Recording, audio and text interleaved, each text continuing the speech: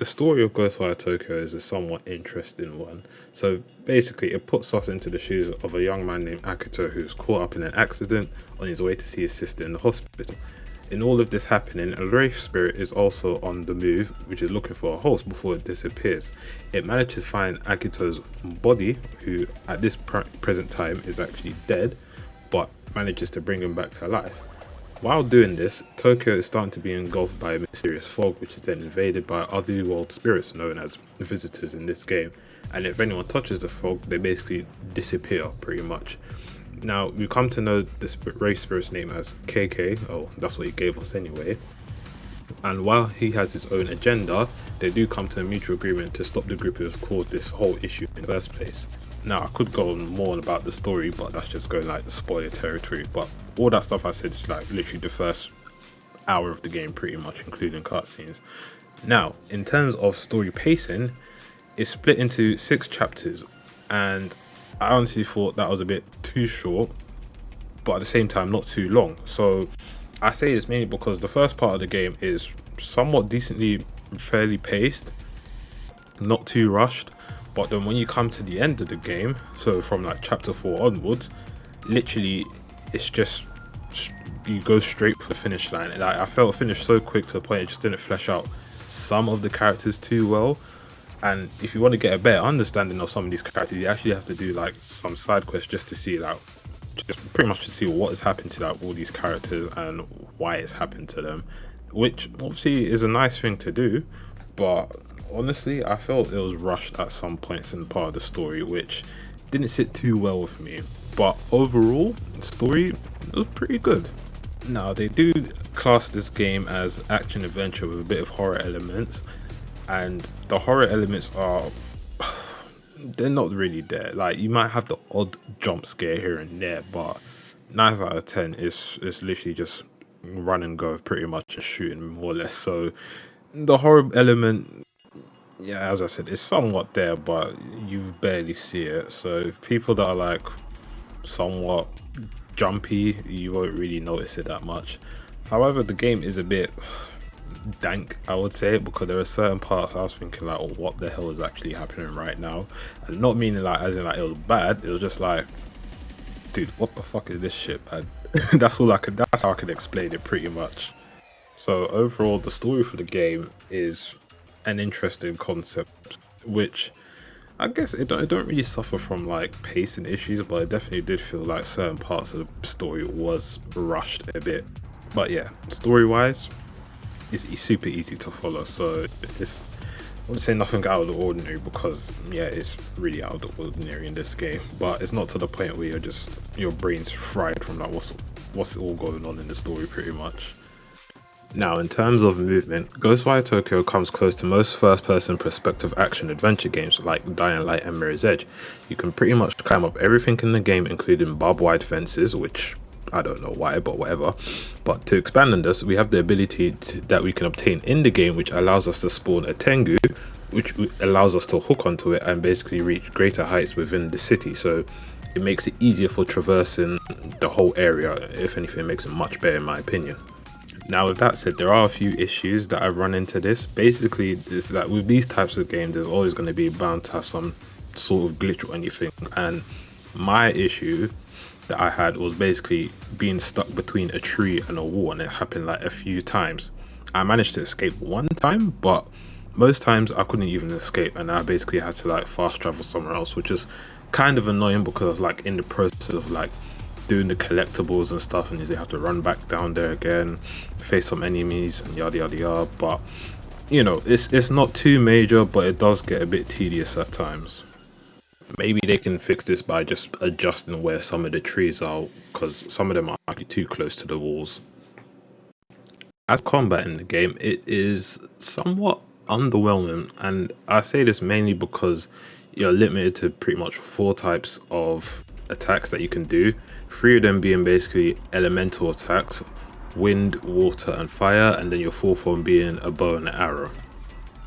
Your main primary attack is just you shooting your current element and waiting for the enemies to be exposed so you can do the finishing blow. Of course, these 3 elements do have their advantages when it comes to different enemies. So for example, wind is your pretty much your go-to, in this case I'll just say weapon just to make it simpler. It's more or less your go-to weapon when you're facing like pretty much every type of enemy in the game.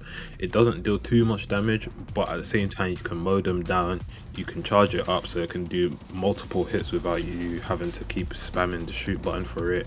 Water's more for like when you're surrounded by a group of enemies, where you can do like a big slash of a wave, pretty much, as I'll call it, and basically deal like a decent amount of damage. And then you got fire, which is basically used for knocking down the defenses of well, not most enemies, some enemies that have like ways of defending themselves. And it does deal a lot of damage, and it can pierce through enemies as well, so it can hit multiple people behind. But obviously that's just like upgrading later down the line. And the range for it is a bit short and can easily whiff as well. Now as for the bow and arrow, that's actually a good way to say, if you're doing like a stealth type of gameplay, you can easily shoot most of these enemies by like one hit or two hits. Some of them, obviously, enemies don't have heads, so you basically just have to go for a body shot and they usually die in a hit or two. But yeah, it is a good way to say conserve your ammo, I should really call it, for your spiritual powers, more or less. And speaking with stealth, you can actually pretty much play the game stealth, more or less, if you really want to. It's going to be very, very, very slow, and not all the time you can get away with it, because when you're doing a stealth attack, some enemies are alerted or they see you and basically you're thrown into combat, which brings me on to my next point, which is talismans. Now, talismans in the game can give you an advantage pretty much in every situation. So you have a bit of 4 or 5 talismans in the game that you can use, which range from allowing you to paralyze the enemy, to expose their core more easily. Obviously with like big enemies it won't be instant, but you can see it helps like pretty much drain their health down, compared to like small enemies where you throw them and basically their core's open for you to just finish them off quickly. You also have one that allows you to use a decoy. So for example, you know, you're in a tight situation, you throw it down and kind of like, I want to say throw the enemy off, but it gives you an advantage to like run away. Or you have the one that can distract the enemy as well. So again, if you're doing stealth and you see the enemy's not in the position you want it to be, you can just throw it to like a corner, and then they'll be obviously attracted to it. And if there's multiple enemies, they'll all go there at the same time, and either kill them all there or pretty much run away.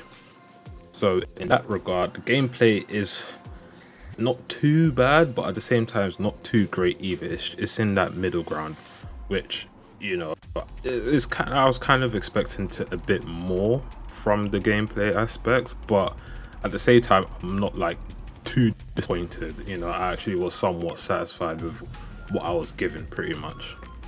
Now, to expand on these prayer beads in the game, these basically give you, again, more of an advantage when it comes to like fighting enemies or your exploration. So you'll find these prayer beads when you're closing a Torii gate, which is like part of the main story anyway. So most of these you'll come across naturally. Obviously some of them you might have to go out of your way slightly a bit, which I would actually recommend doing, because these actually give you some good buffs. So for example, one can give you an attack power boost for your arrows, same with your wind, fire, water. One that can help your talismans do a bit more, not damage, but like last longer. One that allows you to see a further distance even more when it comes to finding like collectibles and stuff within the world. Now, of course, if you're going for 100%, then you know you're literally going to get all of this, and you're going to see how much easier the game is with these. But if you do want a bit of a challenge in the game, then maybe you can just limit yourself onto using maybe like one prayer bead throughout the whole game. Now, you do have consumables in the game, which is basically your way of healing in the game, pretty much. So these range from 3 different categories. Again, these are food, drinks, and spectral food. Food and drinks are your typical go-tos that you buy in the shops or might find lying around in the street or something. Spectral food, you'll find that in all sorts of places within the world, and these foods actually give you a buff. So when you eat them, you basically gain even attack boost, defense boost, stealth boost, archery boost, you name it pretty much. So if that's what you want to use, then by all means it's there to be found. Now, boss battles in the game are, what where do we even start? They are interesting concepts, but my god, they are like probably the easiest boss fights I've done in like such a long time. These guys really pose no challenge whatsoever, even on playing on hard, which is obviously the second hardest difficulty. But even if you're playing on the hardest difficulty, I wouldn't see you to struggle on any of these bosses. Like, their patterns are so easy, there's nothing really threatening about them. Yeah, they can hit hard if you're not careful, but you know, with all the consumables that you have, all the abilities that you get throughout the game, literally any boss is just such a pushover. It's like, why they even hit? They just felt like enhanced enemies at that point, pretty much. You know, even one boss battle, slight spoiler, is that you don't even use your spectral abilities. You're basically playing hide and seek with the boss, and that was it. And I was just like, alright, yeah, it's an interesting concept, but like, where's the challenge towards it, you know? So I think in that regard, yeah, they could have done better in that regard, in my opinion. Like, made it more challenging. Not saying, oh, make it like Dark Souls level, whatever, but you know, something that's more engaging than what these boss battles offered, pretty much. The graphics for Ghostwire Tokyo overall is super solid, although in some places it can be a bit it could be worked on. For example, when it's raining, the raindrops, I won't look, they look they look so out of place, to the point I said, what happened here? And it's weird because when it's raining, it looks really nice, like the reflections and stuff on the floor and everything, especially with like ray tracing and all that. But the rain itself, yeah, I don't know what happened there. You know, environment wise, super solid. I have no complaints there. Honestly, everything looks really good. Character designs, good again. Character quality, some places looked a bit off, but overall, you know, it's not to the point where it's like, yo, what the fuck happened here? This could also be said for the enemies in the game as well. Now, in terms of the PC port, which is what I played on, literally it ran flawless. I had no crashes, no hiccups, no frame drops, maybe like one odd frame drop here or there, but it wasn't to the point I was like, what's happening? You know, like literally everything ran flawless. Yeah, I might have like top of the line PC, but honestly, I think this game is really well optimized to the point it can run on pretty much most PC or laptops. They give you a decent amount of options to choose from, so Windows full screen, all of that, VSync, frame rate cap, brightness, colorblind mode, motion blur quality. They also have NVIDIA DLSS and AMD FSR as well, so literally they done it really good for this port. I cannot really complain too much about that. Speaking of PC, if you're playing on PC with a controller, they also support all of that as well. Even PS5, they have the adaptive triggers function there as well. Vibration if you really want that. I played with keyboard and mouse mainly because I found it a bit more comfortable. It's a bit janky here and there, but you know, I got used to it like within like 10-15 minutes pretty much. So all I can say is kudos to the team at Tango Gameworks for doing a good job pretty much with a PC port. With all that said, Ghostwire Tokyo is a super solid game by the people at Tango Gameworks dev team. While having an interesting story and a great character cast, the combat is somewhat decent at best, and it's not saying it's bad, it's just not great. The difficulty of the game as well is questionable at some times, because I didn't really feel a challenge on playing on hard mode pretty much, and the fact that is somewhat baffling to me, because usually when I play on hard I expect somewhat of a challenge. Even the bosses in the game were just pretty much a pushover pretty much. But with all that said, I can still recommend the game.